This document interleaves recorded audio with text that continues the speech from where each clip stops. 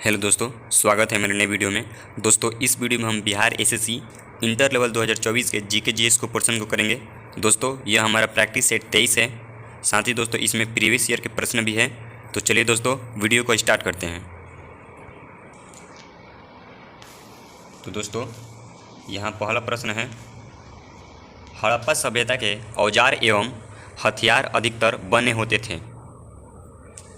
Option है दोस्तों पाषाण मात्र के, पाषाण एवं ताम्र के, ताम्र कांस्य एवं लौह के, या फिर ताम्र टीन तथा कांस्य के।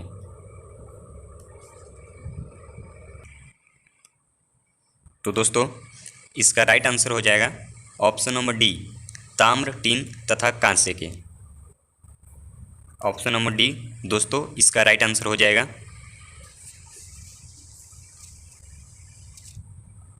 अगला प्रश्न है, निम्नलिखित में से वेदों का सही कालानुक्रमिक क्रम है।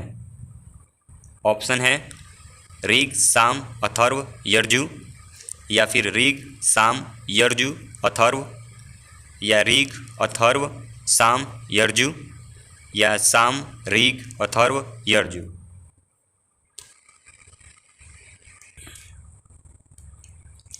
तो दोस्तों इसका राइट आंसर हो जाएगा ऑप्शन नंबर बी, ऋग साम यर्जु और अथर्ववेद।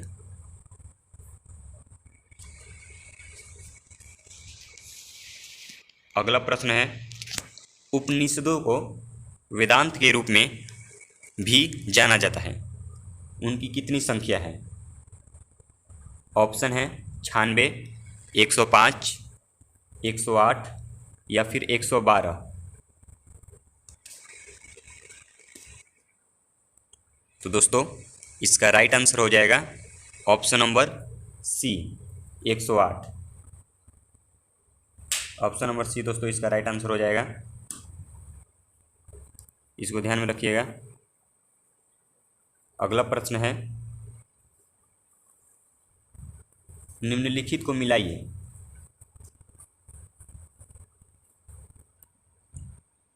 इसका ऑप्शन नीचे दिया हुआ है दोस्तों, इसका ऑप्शन नीचे दिया हुआ है। ए नंबर में 3, 5, 4, 2, और बी नंबर में 2, 1, 5, 3, सी नंबर में 3, 1, 5, 2, और डी नंबर में 2, 5, 4, 3।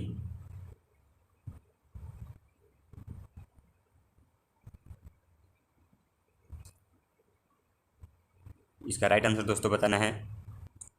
तो दोस्तों इसका जो राइट आंसर होगा सी हो जाएगा। सी दोस्तों, सी इसका राइट आंसर होगा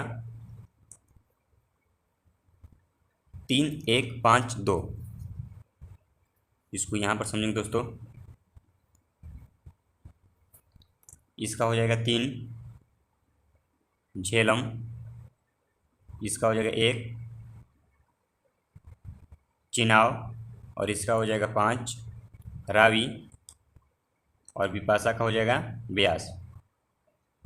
दोस्तों जो बाएं तरफ दिया हुआ है यानी कि ये सभी प्राचीन नाम हैं इन सभी नदियों के।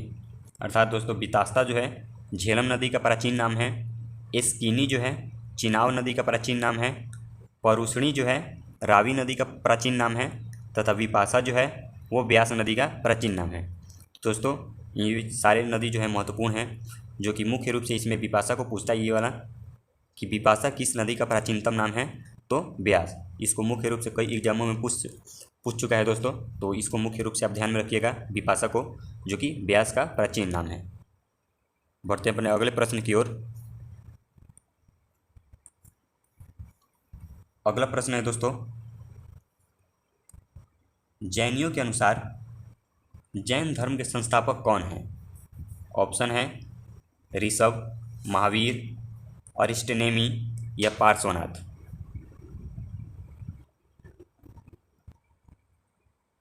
दोस्तों इसका राइट आंसर हो जाएगा ऑप्शन नंबर बी, महावीर। दोस्तों जो जैन धर्म है, जैन धर्म के जो प्रथम तीर्थकर थे वो थे ऋषभदेव। दोस्तों जैन धर्म के जो प्रथम तीर्थकर थे वो ऋषभदेव थे, लेकिन वास्तविक में जैन धर्म का वास्तविक संस्थापक अगर बात किया जाए, वास्तविक संस्थापक, ध्यान में रखिए दोस्तों, वास्तविक संस्थापक अगर बात किया जाए तो वास्तविक संस्थापक के रूप में महावीर को जाना जाता है। यदि जैनियों के अनुसार बात की जाए कि जो जैन धर्म के प्रवर्तक थे, जो जैन धर्म के मानने वाले थे, उनके अनुसार जैन धर्म के संस्थापक कौन थे, तो वो थे महावीर। यदि दोस्तों प्रश्न ऐसे पूछता है कि जैनियों के अनुसार अर्थात जैन धर्म के मानने वालों के अनुसार जैन धर्म के संस्थापक कौन थे, तो वे थे महावीर दोस्तों। लेकिन अगर प्रथम बात किया जाए, प्रथम इसके जो तीर्थकर थे वो थे ऋषभदेव। अगला प्रश्न है, प्राचीन भारत के प्रसिद्ध शासक जिसने अपने जीवन के अंत समय में जैन धर्म ग्रहण किया था। ऑप्शन है समुद्रगुप्त, बिंदुसार, चंद्रगुप्त या फिर अशोक। तो दोस्तों इसका राइट आंसर हो जाएगा option number B, Chandragupta Maurya. दोस्तों चंद्रगुप्त मौर्य ने अपने जीवन के अंतिम समय में जैन धर्म को अपना लिया था। इसको आप ध्यान में रखिए दोस्तों, इन्होंने अपने जीवन के अंत समय में जैन धर्म को अपना लिया था। यदि बात की जाए अशोक की, महान अशोक, यदि बात की जाए दोस्तों अशोक की, तीनों ने अंत में बौद्ध धर्म को अपना लिया था। अगर अशोक की बात की जाए दोस्तों, तीनों ने अंत में बौद्ध धर्म को अपना लिया था। इसको भी आप ध्यान में रखिए दोस्तों, इन्होंने अंत समय में बौद्ध धर्म को अपना लिया था। लेकिन यदि जैन धर्म की बात की जाए तो जैन धर्म में चंद्रगुप्त मौर्य ने जैन धर्म को अपना लिया था। लेकिन यदि अशोक की बात की जाए तो अशोक ने बौद्ध धर्म को अपना लिया था। ये दोनों क्वेश्चन दोस्तों महत्वपूर्ण हैं। अशोक से भी काफ़ी प्रश्न पूछे जाते हैं और काफ़ी एग्जाम में इससे प्रश्न पूछे गए हैं, इसको भी आप ध्यान में रखिएगा।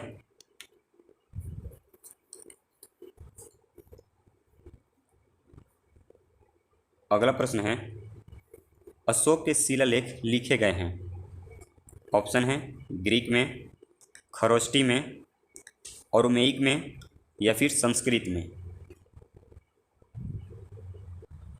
तो दोस्तों इसका राइट आंसर हो जाएगा ऑप्शन नंबर ए, 1, 2, 4 में।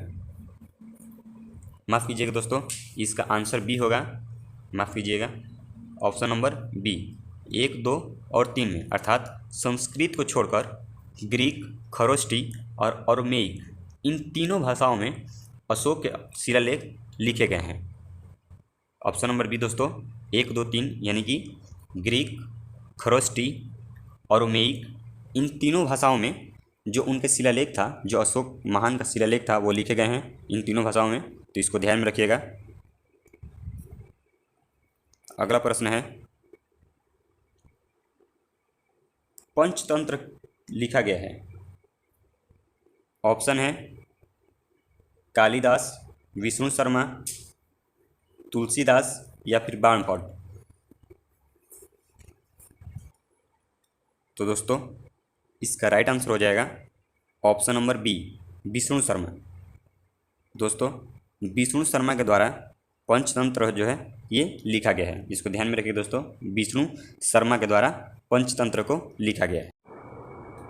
अगला प्रश्न है दोस्तों, निम्नलिखित में से कौन सा प्राचीनतम गुरुकुल है।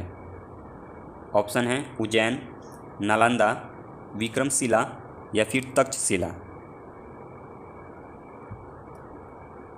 तो दोस्तों इसका राइट आंसर हो जाएगा option number D, Takshashila. Takshashila दोस्तों प्राचीनतम गुरुकुल है, इसको ध्यान में रखिएगा। यदि प्राचीनतम गुरुकुल की बात की जाए तो इसका राइट आंसर हो जाएगा तक्षशिला। अगला प्रश्न है, निम्नलिखित में से कौन से मंदिर को काला शिवालय का नाम मिला। ऑप्शन है सूर्य मंदिर, लिंगराज मंदिर, जगन्नाथ मंदिर या फिर कैलाश मंदिर।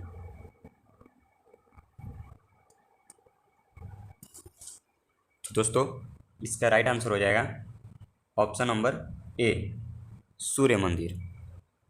सूर्य मंदिर दोस्तों इसका राइट आंसर हो जाएगा। दोस्तों सूर्य मंदिर जो है ये उड़ीसा के कोणार्क में स्थित है। इसको ध्यान में रखिए दोस्तों, ये जो है उड़ीसा के कोणार्क में स्थित है। उड़ीसा के कोणार्क, इसको आप जानते होंगे दोस्तों। सूर्य मंदिर कहाँ पर स्थित है, उड़ीसा के कोणार्क में। दोस्तों ओडिशा का कोणार्क का जो सूर्य मंदिर है जो काला ग्रेनाइट चट्टान का बना हुआ है, इसको ध्यान में रखिए दोस्तों, ये जो है काला ग्रेनाइट चट्टान का बना हुआ है, इसीलिए इसको ब्लैक पैगोडा भी कहा जाता है। इस मंदिर का जो निर्माण है दोस्तों यह नृसिंह देव के द्वारा 1253 से 1260 ईस्वी के मध्य में करवाया गया था। इसको भी आप ध्यान में रखिए दोस्तों, इस मंदिर का जो निर्माण था वह नृसिंह देव ने किया था। नृसिंह देव, इसको ध्यान में रखिए दोस्तों, नृसिंह देव।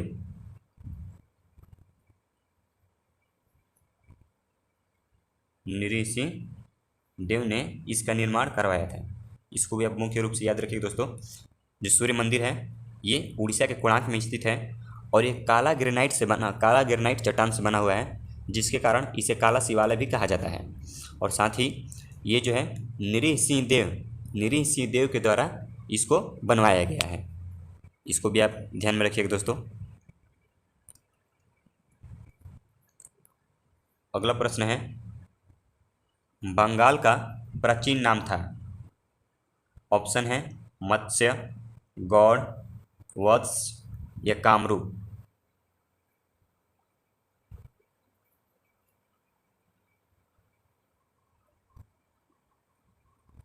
तो दोस्तों इसका जो राइट आंसर हो जाएगा option number B, Gaur. Gaur जो है बंगाल का प्राचीन नाम था। ऑप्शन नंबर बी इसका राइट आंसर हो जाएगा।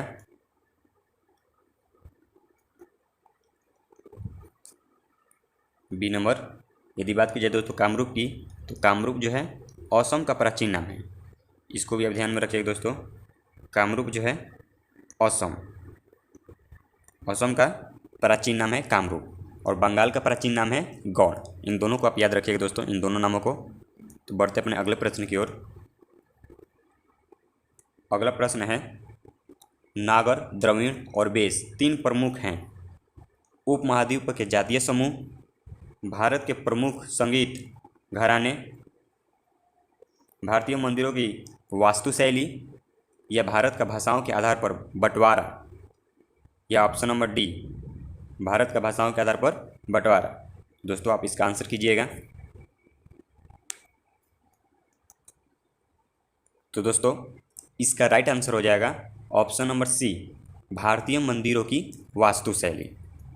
ऑप्शन नंबर सी दोस्तों इसका राइट आंसर हो जाएगा ऑप्शन नंबर सी, भारतीय मंदिरों की वास्तुशैली। दोस्तों नागर, द्रविड़ और बेस ये जो है भारतीय मंदिरों की वास्तुशैली है। दोस्तों इससे भी काफ़ी प्रश्न पूछा जाता है कि मंदिर का नाम दे दिया जाता है और उसमें पूछा जाता है कि जो मंदिर है उसका जो निर्माण है किस शैली में हुआ है।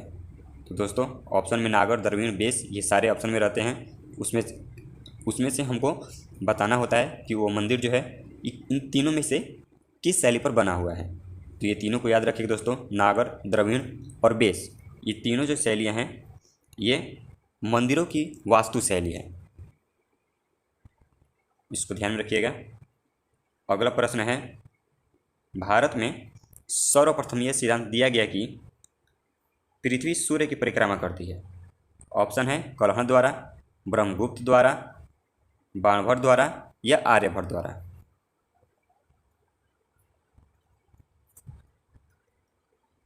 तो दोस्तों इसका राइट आंसर हो जाएगा ऑप्शन नंबर डी, आर्यभट्ट द्वारा। तो दोस्तों ऑप्शन नंबर डी यानी कि आर्यभट्ट के द्वारा यह सिद्धांत का प्रतिपादन किया गया कि पृथ्वी जो है सूर्य की परिक्रमा करती है। साथ ही दोस्तों आर्यभट्ट की अगर बात करें तो आर्यभट्ट जो थे ये भारत के प्रमुख गणितज्ञ और ज्योतिषी थे। साथ ही दोस्तों आर्यभट्ट ने आर्यभट्ट तंत्र नाम का एक ग्रंथ की रचना की थी जो कि संस्कृत भाषा में थी, आर्यभट्ट तंत्र। इसको भी ध्यान में रखिए दोस्तों, आर्यभट्ट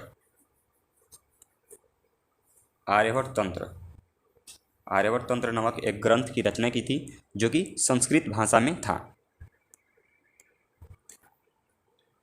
अगला प्रश्न है, सही कालानुक्रमिक क्रम में निम्नलिखित 4 संतों ने जन्म लिया।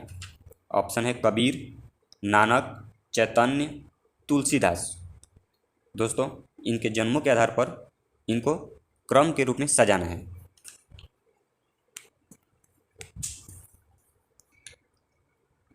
तो दोस्तों इसका राइट आंसर हो जाएगा ऑप्शन नंबर ए, 1 2 3 4।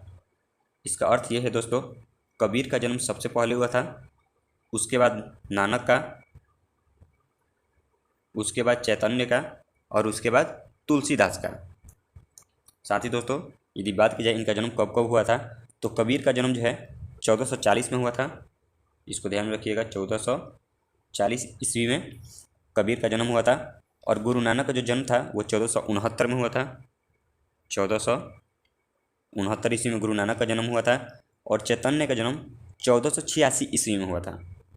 1486 ईस्वी में चैतन्य का जन्म हुआ था। साथ ही तुलसीदास की बात की जाए तो 1532 ईस्वी में तुलसीदास का जन्म हुआ था। 1532 ईस्वी में तुलसीदास का जन्म हुआ था। ये चारों जो दोस्तों वर्ष दिए हुए हैं, ये सभी ईस्वी सन में दिए हैं। इसको ईसा पूर्व ना समझें, बल्कि ये सभी ईस्वी में हैं, ईस्वी सन। मैं लिख भी देता हूँ ताकि आप कंफ्यूज ना हो, ईस्वी सन में।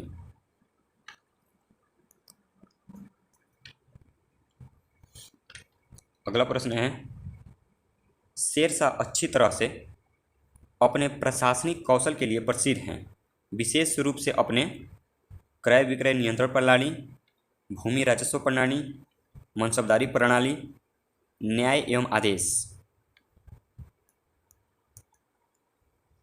तो दोस्तों, इसका राइट आंसर हो जाएगा ऑप्शन नंबर बी, भूमि राजस्व प्रणाली। बी दोस्तों इसका राइट आंसर हो जाएगा। जो शेरशाह थे वे अपने प्रशासनिक कौशल के लिए प्रसिद्ध हैं और विशेष रूप से भू राजस्व प्रणाली के लिए वे मुख्य रूप से प्रसिद्ध थे। इसको ध्यान में रखिएगा दोस्तों।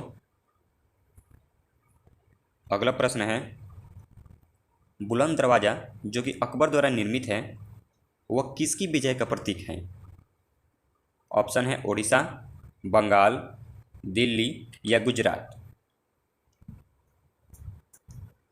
तो दोस्तों इसका राइट आंसर हो जाएगा ऑप्शन नंबर डी, गुजरात।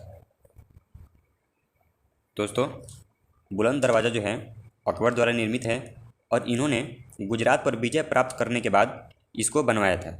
ये दोस्तों फतेहपुर सीकरी में ये बनवाया गया है। बुलंद दरवाज़ा है दोस्तों फतेहपुर सीकरी में बनवाया गया है। इसको भी आप ध्यान में रखिएगा, मैं लिख देता हूँ, फतेहपुर सीकरी, फतेहपुर सीकरी, फतेहपुर सीकरी में इन्होंने बुलंद दरवाज़ा को बनाया है, गुजरात पर जीत के पश्चात उसकी याद में। अगला प्रश्न है दोस्तों, बीबी का मकबरा है किसका? नूरजहाँ का, औरंगजेब की पत्नी का, हुमायूं की पत्नी का, मुमताज महल का।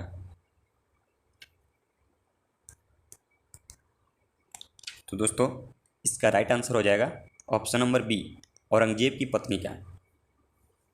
दोस्तों बीबी का जो मकबरा है ये औरंगजेब ने अपनी पत्नी रबिया दुर्रानी की याद में 1678 ईस्वी में औरंगाबाद में बनवाया था। इसको ध्यान में रखिएगा दोस्तों, 1678 ईस्वी में औरंगाबाद में